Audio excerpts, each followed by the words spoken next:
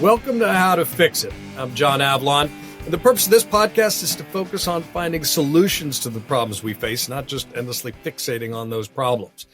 And a lot of the action is occurring in the states, the laboratories of democracy, where governors get to implement their ideas, sometimes against fierce federal headwinds, and see what works and lay the groundwork for perhaps the next presidential campaign. My guest this week is Governor of Maryland, Wes Moore. He's a military veteran, a nonprofit executive, and someone who in the helm of Maryland has managed to lower crime, invest in a national or state service program, and also rebuild a destroyed bridge in record time. He's also been in a lot of recent tussles with President Trump. To discuss all that and more, it's my great pleasure to welcome Wes Moore to How to Fix It. Great to be with you, John. Always, man. Thank you, my friend. Listen, I want to start off by talking about a tussle you've been in with President Trump. Not the social media fights, but his sort of threatening to send the National Guard into Baltimore, which I just noticed an article in The Guardian today. Violent crime is at an all-time low in Baltimore. Murder rate's been cut around 40% since 2020. So what do you think he's talking about? Honestly, I'm deeply offended by what he is doing. And personally offended. As someone who, unlike the president of the United States, has actually served, and served in combat, led soldiers in combat. For him to use the National Guard in such a theatrical way, and such a, frankly, just nakedly political way is just very deeply offensive. And I think about the members of the National Guard and I feel bad for them. I feel bad for their family members. I feel bad that they're being used this way, that they're being used as these political pawns, in frankly, a very cynical game that the president of the United States is doing. Because this idea of deploying the National Guard inside of our American cities, it is not sustainable. He's now costing the American taxpayer well over $1 million a day. And do you know what these Guard members are doing right now? They're literally picking up trash. They're mulching. They're raking mulch. Like, over $1 million a day. That's what these National Guardsmen are being asked to do because they're not trained in doing municipal policing. The second thing, it's not sustainable. You're not going to send the National Guard to every major American city, particularly every major American city that the data doesn't reinforce them being there, but you just want to pick and choose which ones you want to start fights with. And not to mention the fact that it's unconstitutional. And so we're doing this game with these men and women and violating the trust with their families, violating the trust that they put inside of this chain of command. And for what? And so that's why I have just been very vocal, and I will continue to be very vocal in saying that this is a distraction from the fact that his policies are continuing to make everything more expensive in people's lives. And I, as the commander in chief of the Maryland National Guard and someone who actually takes that role seriously, I will not authorize our National Guard and for our men and women to be used as political tools and political pawns, and especially in a mission that I do not deem to be mission critical or mission aligned. Crime is an issue that gets exploited. Sometimes Democrats are accused of not taking crime seriously. But that's why I want to highlight the fact that in Baltimore, violent crimes are at an all-time low. Homicides have been cut by 40%. So I want to ask you on how to fix it. How'd you do it? How's it being done in Baltimore by the police chief and the mayor there? Well, it is something that we have made our highest priority. I came on board when I said, if you look at 2022, the year before I became the governor, Baltimore was averaging about a homicide a day. If you look at the 8 years before I became the governor under my predecessor, the homicide rate nearly doubled during his time. The non-fatal shooting rate did double. So there was a crisis. But we said we are going to address the crisis with the seriousness that it was required. And so what did we do? How did we fix it? And how do we make sure that we're doing the work to fix it? We made historic investments in local law enforcement. The largest investments in local law enforcement in our state's history. We allocated over $50 million to the Baltimore City Police Department alone, just making sure we can get more boots on the ground and making sure that people were trained. The second thing we did was we made historic investments in technology and predictive analytics and actually information sharing.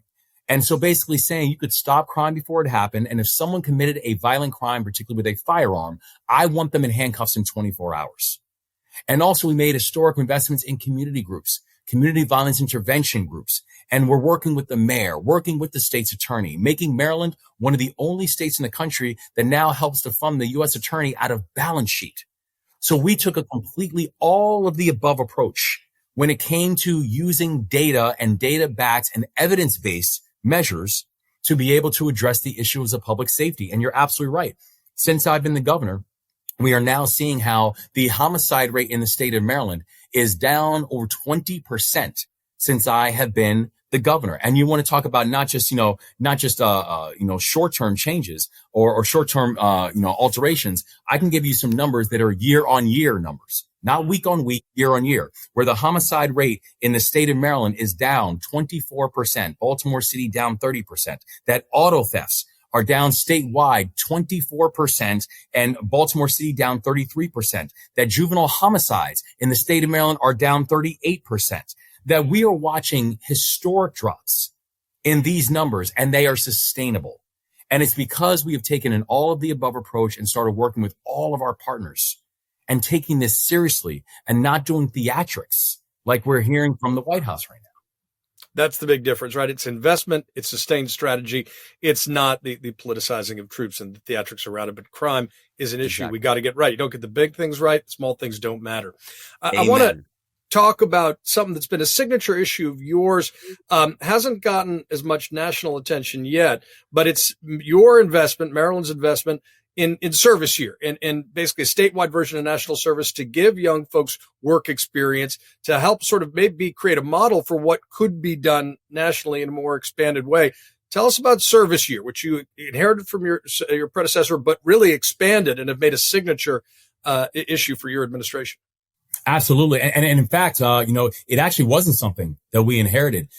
We actually came on board and I said that, that especially when you think about the conditions that we find ourselves in, where we said we have to address the unemployment rate, where, for example, Maryland was ranked 43rd in the country in unemployment when I first became the governor. And it said, if you really want to address the issue of unemployment, especially of a younger population, if you want to address the issue of workforce development and giving people a chance to find the thing that makes their heart beat faster. And in this time of this political divisiveness and vitriol, I believe that service will save us. That service is sticky and those who serve together stay together. And so we campaigned on it. And one of the first bills that I signed was actually making Maryland the first state in the country that now offers a service year option to our high school graduates.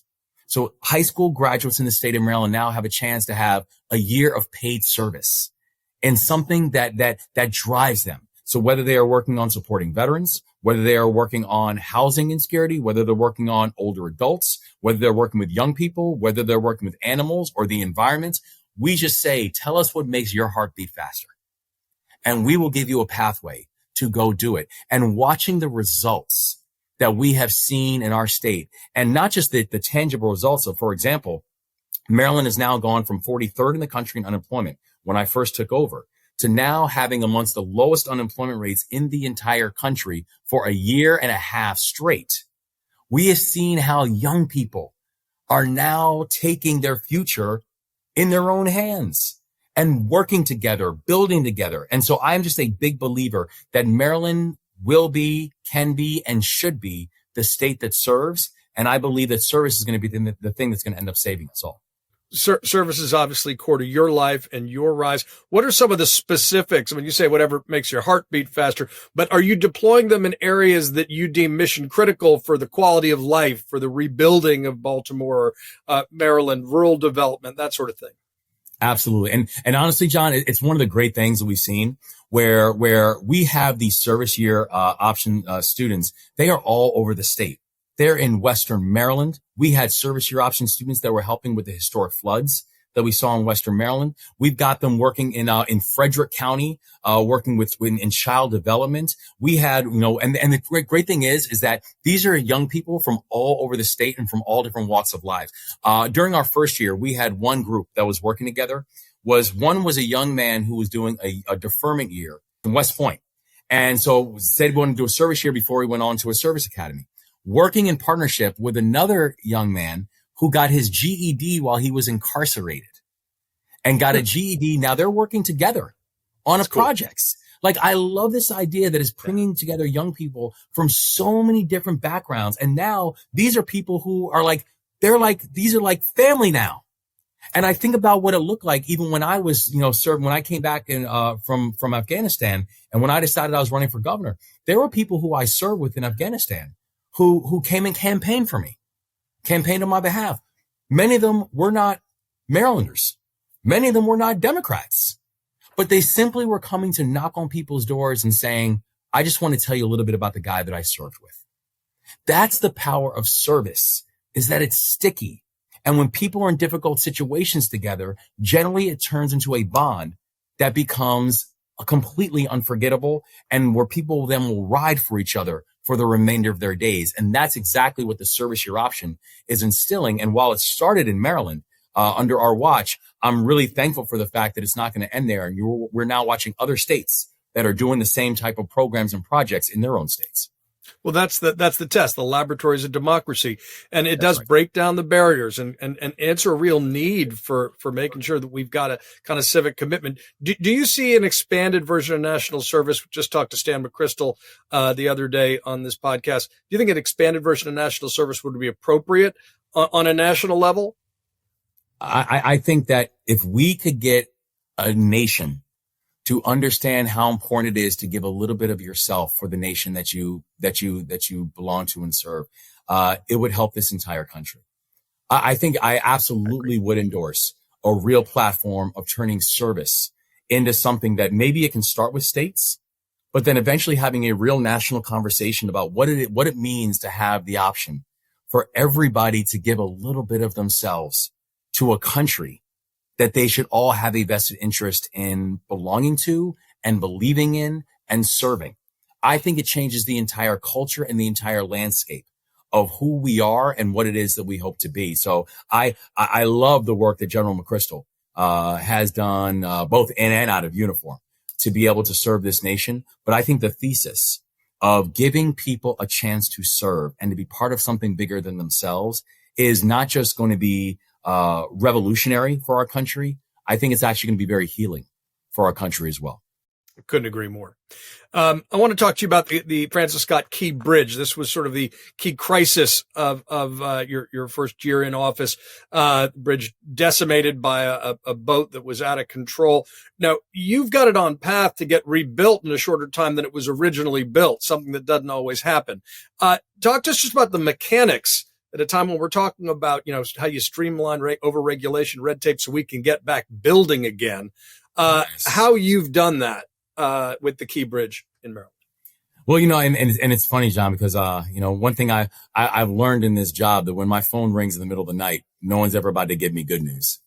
And that happened on March 26th, a year and a half ago, when we heard that this ship that was the size of 3 football fields slammed into the iconic Key Bridge, and the bridge collapsed. A nearly 2-mile long bridge that was now sitting at the bottom of the Patapsco River. And it closed the port of Baltimore, which is responsible for about 13% of my state's economy. That thousands of port workers were about to realize they no longer had a job. And there were 6 workers who were fixing potholes in the middle of the night who lost their lives that night. And we said to the people that we would stop at nothing to make sure that we're bringing closure and comfort to those families. And we were able to recover.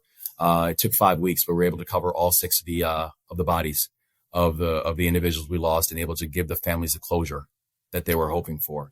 That we were able to make sure that all of our port workers and small businesses were supported and taken care of in that time. And when they told us it was going to take 11 months just to clear the federal channel, we got it cleared in 11 weeks.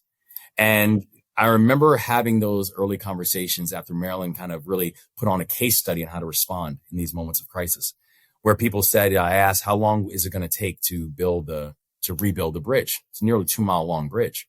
And the answer was, well, permitting alone could take 2 years. And the original bridge took over 10 to be able to build. And we have said, again, we will stop at nothing to make sure that we get this thing done, and done fast, on behalf of the people of our state.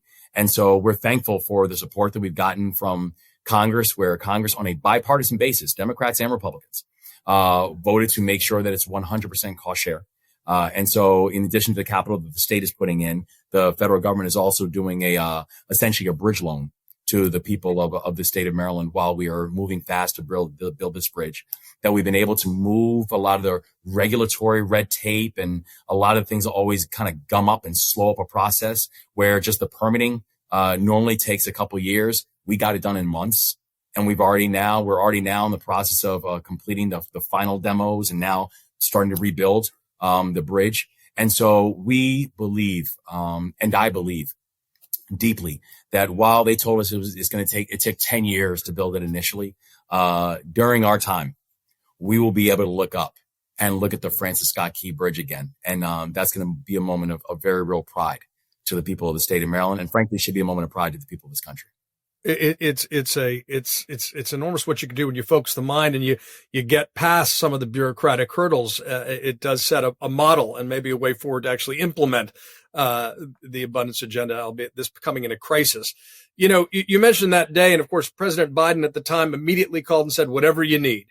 And it does raise a question about how you navigate a personality like Donald Trump. You and Gavin Newsom to a great extent have been not afraid to tussle with President Trump on social media, making your claim in the attention economy. At the same time, you got to make sure you're working with him. You know, you got bipartisan legislation out of Congress, but as a governor, you got responsibilities to make sure that the federal government's supporting the people of your state. How do you walk that line? How do you navigate that? You know, I remember right after the election, I said to the people of my state that, that here in the state of Maryland, we honor election results. And here in the state of Maryland, I said, as your governor, my promise is I'm always going to fight for the people of my state. But I was very clear to the people of my state that I will work with anyone, but I will bow down to no one. That's not how I'm built.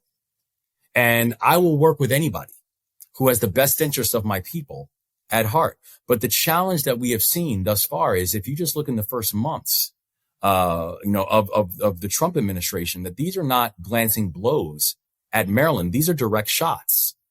That right now we've had over 12,000 Marylanders fired by Donald Trump who are federal workers, people who are doing things like making sure that our food is safe, who are doing things like cancer research, doing things like making sure that our critical infrastructure is protected. Over 12,000 Marylanders. That's the largest amount of firings of any state in this country.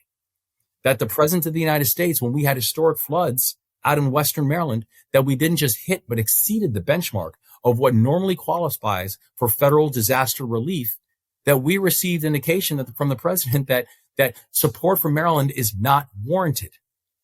We have tens of millions of dollars of damage right now in Allegheny and Garrett County in Western Maryland, which, by the way, are generally historically Republican areas, and the city that was most impacted by a city called Westernport, their annual budget is $2 million. And they have tens of millions of dollars of damage. But the federal government has said, you're on your own. So what's the logic they're giving? You think that President Trump's just politicizing FEMA to punish Maryland? I think that many of these decisions that Donald Trump is making, and I've said this to him, I think they are petty. I think they are partisan, and I think they are punishing. And so I do think that, the approach that the president has taken to the state of Maryland, is just deeply disappointing because it is hyper partisan.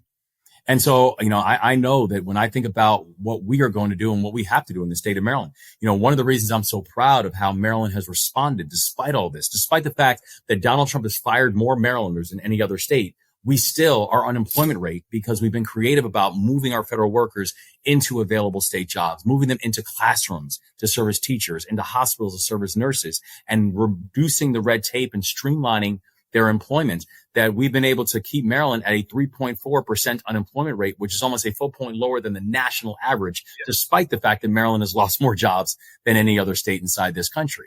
And so I'm excited that Maryland has been able to be creative and resilient and fast moving to be able to address this. But there is no doubt in my mind the partisan impact of this administration and the nakedly partisan impact of this administration has been staggering for the state of Maryland.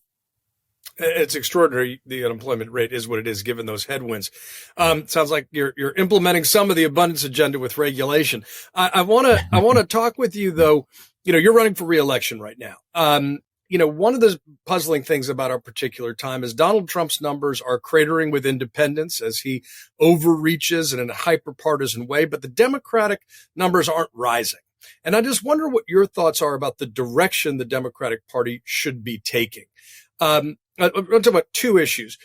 One, there's a lot of division right now around Israel and Gaza. There was a resolution that the DNC, tabled because they couldn't, agree on a resolution around a two-state solution.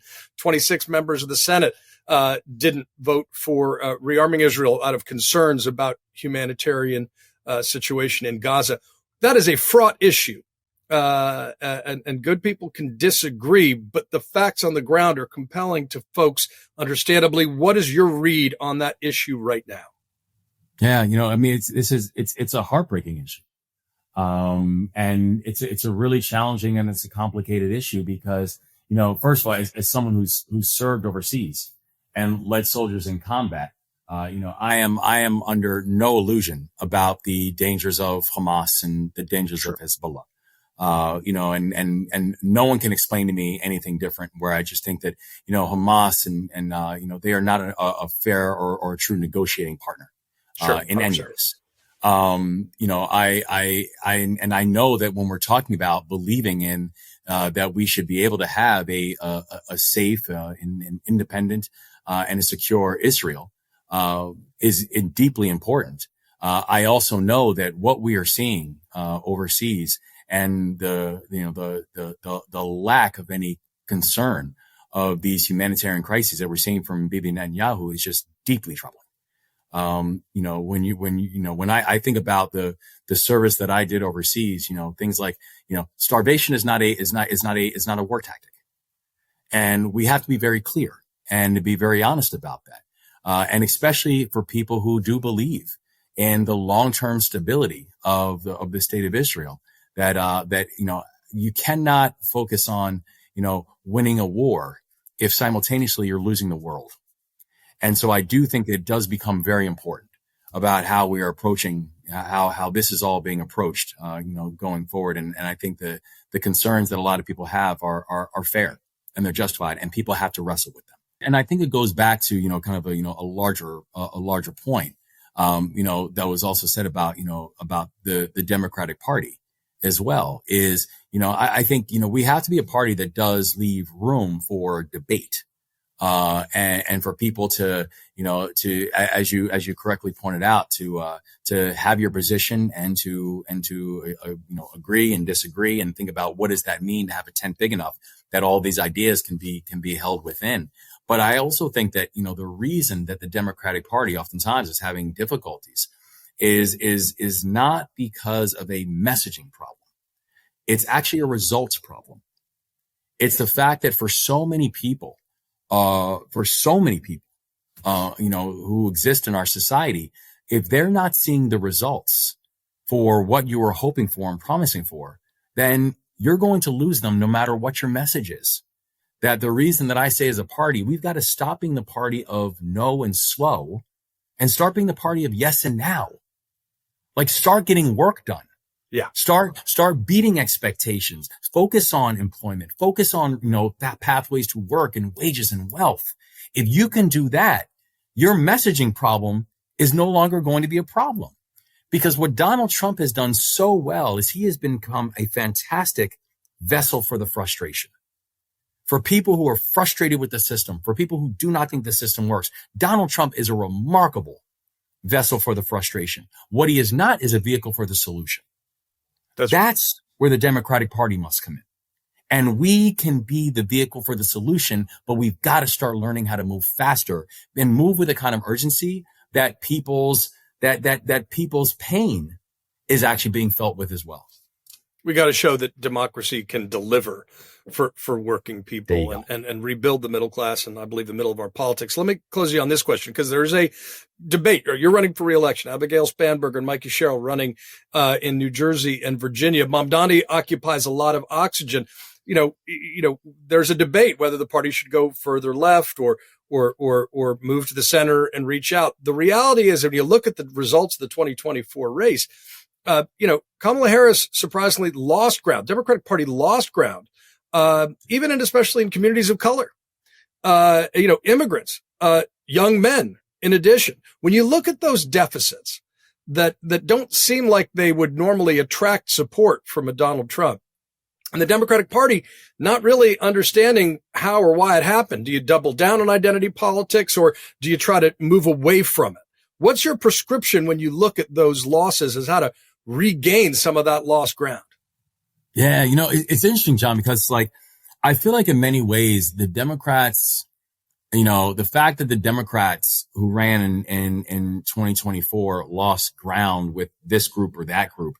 One, I think it is important to remember that the candidate does matter and the campaign the candidate ran does matter. Right. So when we're talking about individual races, people say, in individual races in many ways is kind of like a fingerprint, right? It's very individual, and you can't make too much about what that means when you're looking at an individual race. However, when you're losing certain groups during election years, it means you lost them a whole lot earlier than that. That's not the head, that's the tail. And I do think when we're talking about, for example, taking young men, there was a long time that we just stopped talking to them. And then it started becoming, we're talking about them or at them. And so I think that, so part of the thing that, we've been able to see, and when people looked at our election results, and, we bucked a lot of trends. We did very well with young voters in our campaign. We did very well with young men in our campaign. We did very well with demographics who oftentimes do not turn out to vote. And people say, well, what did you guys do? And, what was your messaging and this and that? And I said, honestly, the truth is that I think they saw authenticity. They saw the fact that we were actually serious about being able to work to address the very real frustrations that they're actually feeling in their lives. And I think we've been able to follow up. It's like when you see that Maryland is now, really taking a national lead when it comes to addressing the issue of young men and boys. And not just with talk, with actual policies and bills.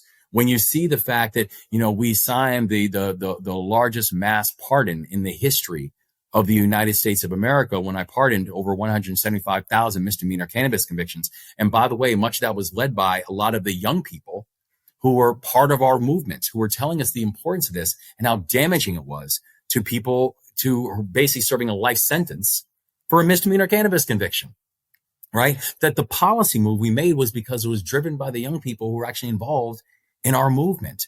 And so I think that, that we just have to start identifying and remembering that the people, if they feel you are authentic, and if they feel that you're generally gonna work with them and not just speak about them, that they'll come on board and they'll stay.